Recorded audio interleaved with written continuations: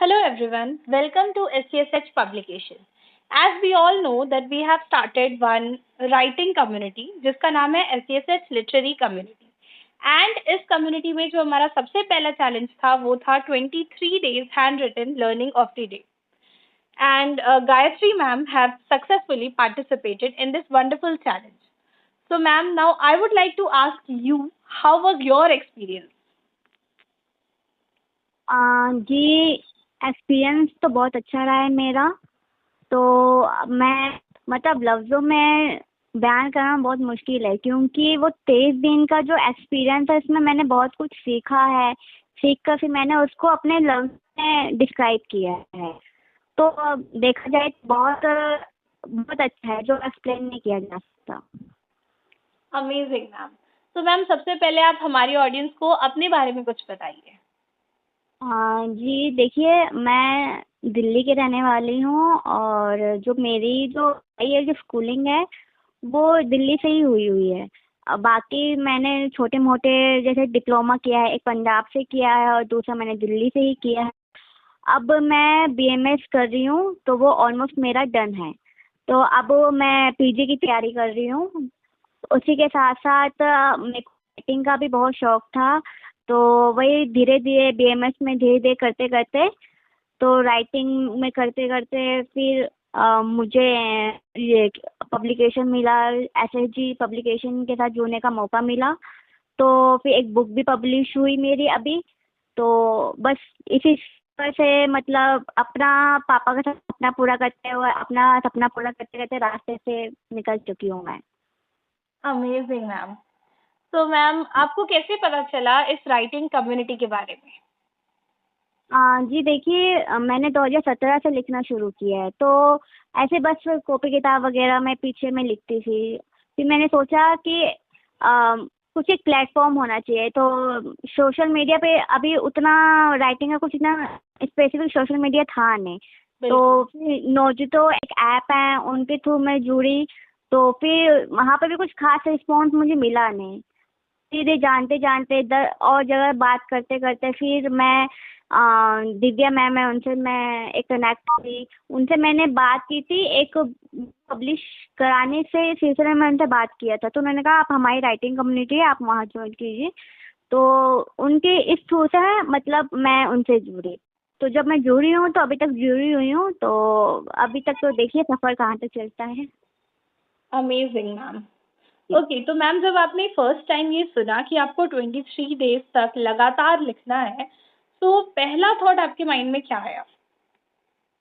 पहले तो मुझे इसको समझ में नहीं आया कि करना क्या है। थोड़ा सा फिर सोचा ध्यान से, मतलब जो मैम ने बोला कैसे ऐसे करना है।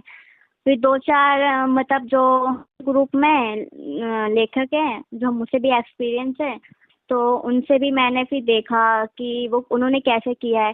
तो थोड़ा सा मुझे समझ में आया कि नहीं, इस जो आप पूरे दिन का जो हमारा सीखते हैं किसी तरह से भी, चाहे तो वो वीडियो हो, यूट्यूब हो, या आप अपनी ज़िंदगी से किसी से आप सीखते हो, तो आप उनको लिख सकते हैं। तो फिर तब मुझे थोड़ा-सा लगा कि हाँ, ये तो मैं कर सकती हूँ।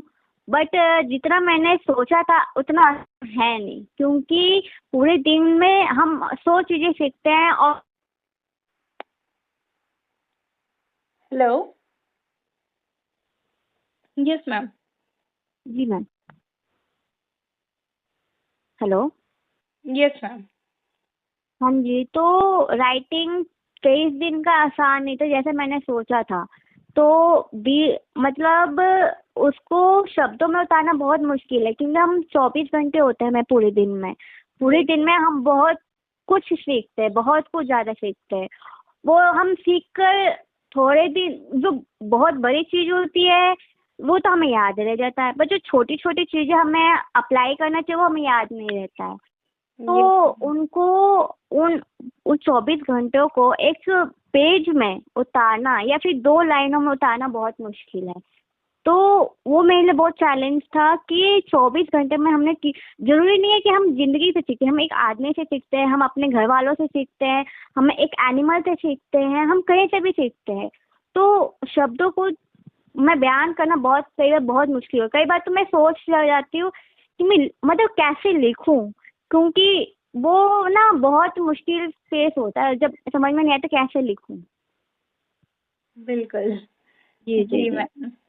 तो मैम ये बताइए कि आपने इस चैलेंज से क्या नया सीखा? जी, नया मैंने ये सीखा कि चीज़ों को मैंने ऑब्जर्व करना पहले भी करती थी एज ए पोएट्री, बट अब मैं ज़्यादा ऑब्जर्व करने लगी हूँ, क्योंकि मुझे अपनी पोएट्री के लिए नई नई चीज़ें चाहिए होता है उनको उतारने के लिए। तो ये जो 23 दिन का लगातार चैलेंज था, मुझे चाहिए था कि मैं कुछ नया लिखना चाहूँ, जो मैं जो ऑब्जर्व करती हूँ, जो मैं देखती हूँ मेरी नज़रिए से, वो और भी देखे। तो सबसे ज़्यादा मेरे को यहाँ पर लगा कि मैं एनिमल वैसे मुझे बहुत पसंद है, बट उनको मैं देखती तो मैं और करीब से उनको देखने लग गई।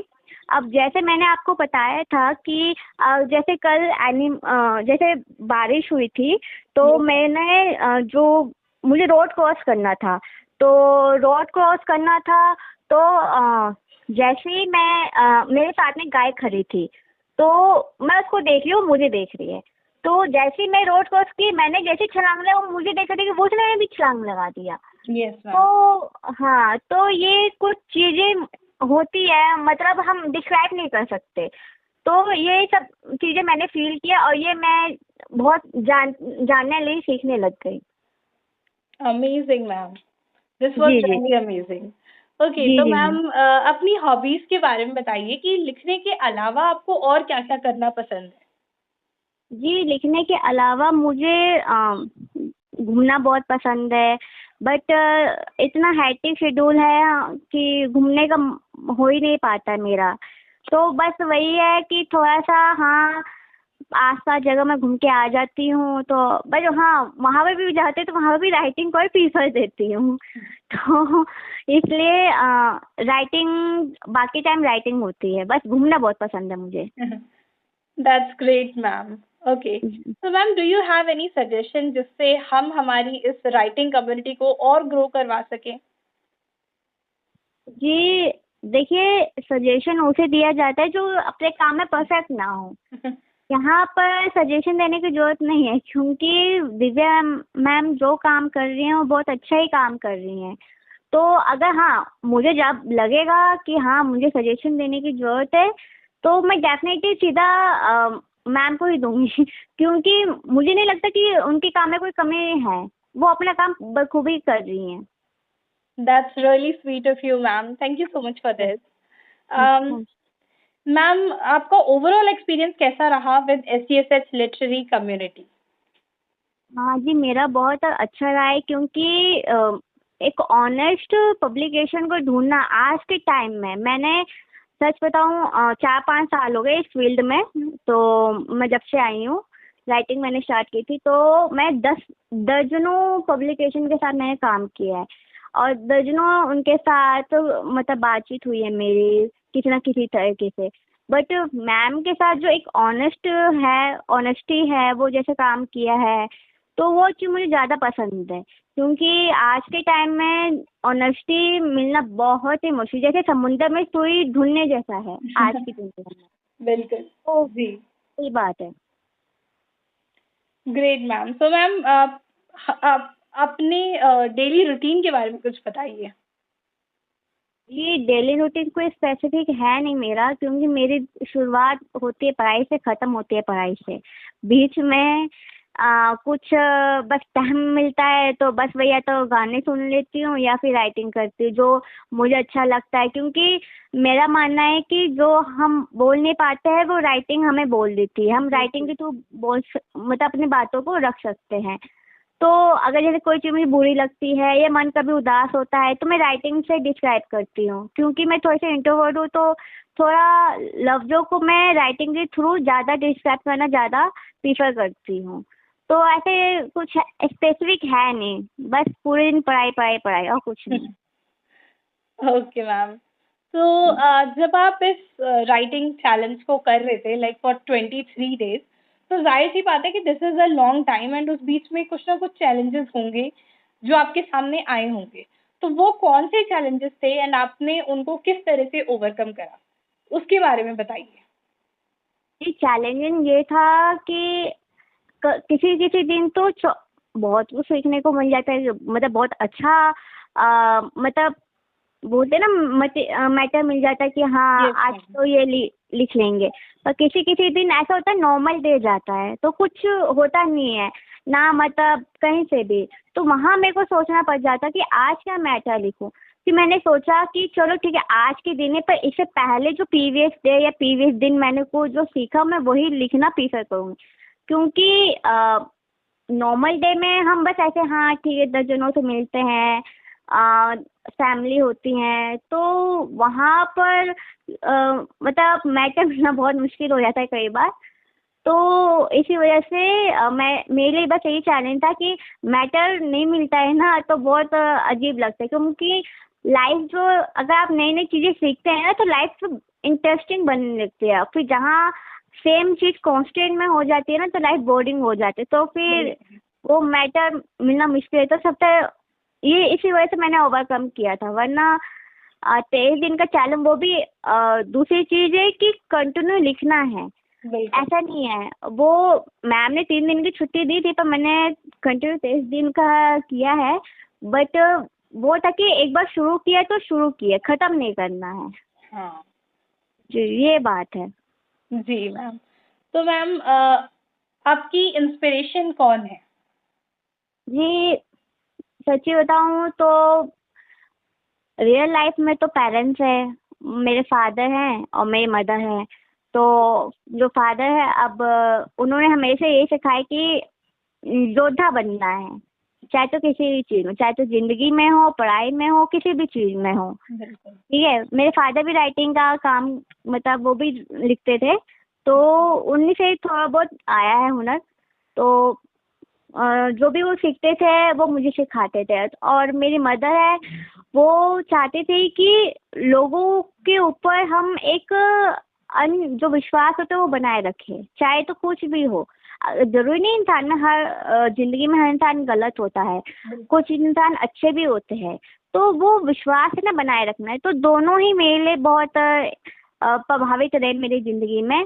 और यही बात राइटिंग में, तो राइटिंग में मैं हमेशा अटल बिहारी वाजपेयी जी की मैं बहुत कविता सुनती हूँ, उनकी उनका काफ़ी मुझे बहुत पसंद आता है। Amazing ma'am. जी इंडीड उनकी काफी सारी लाइक अगर उनकी पोएम्स भी देखे या वैसे भी देखे तो हाँ उनके उनके वर्क में है एक क्वालिटी जो देखने को जी जी मिलती है। जी जी जी जी। जी।